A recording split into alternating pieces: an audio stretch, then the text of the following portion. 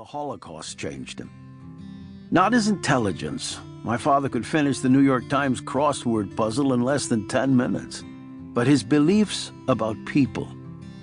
The world he thought he knew no longer made sense to him, and he began to change. By then he was in his late 50s, and after making me a partner in the business, he spent little time in the shop.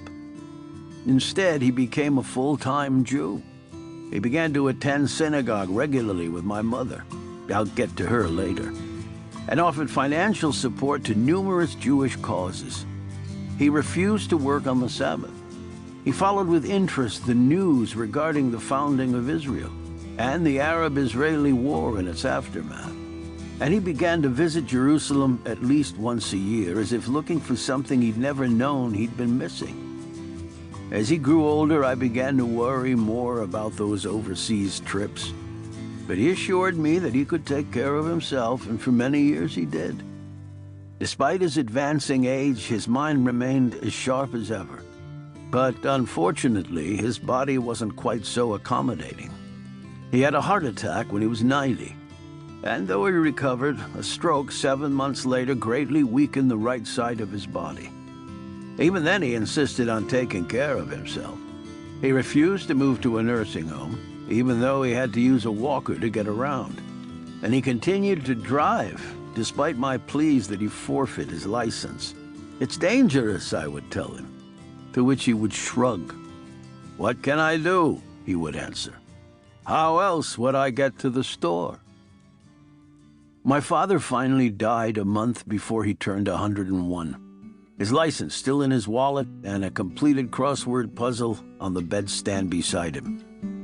It had been a long life, an interesting life, and I found myself thinking about him often of late. It makes sense, I suppose, because I've been following in his footsteps all along. I carried with me his rules for life every morning as I opened the shop, and in the way I've dealt with people.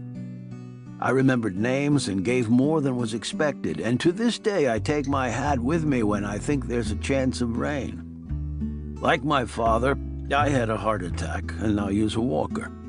And though I never liked crossword puzzles, my mind seems as sharp as ever. And like my father, I was too stubborn to give up my license. In retrospect, this was probably a mistake. If I had, I wouldn't be in this predicament. My car off the highway and halfway down the steep embankment. The hood crumpled from impact with a tree. And I wouldn't be fantasizing about someone coming by with a thermos full of coffee and a blanket and one of those movable thrones that carried the pharaoh from one spot to the next.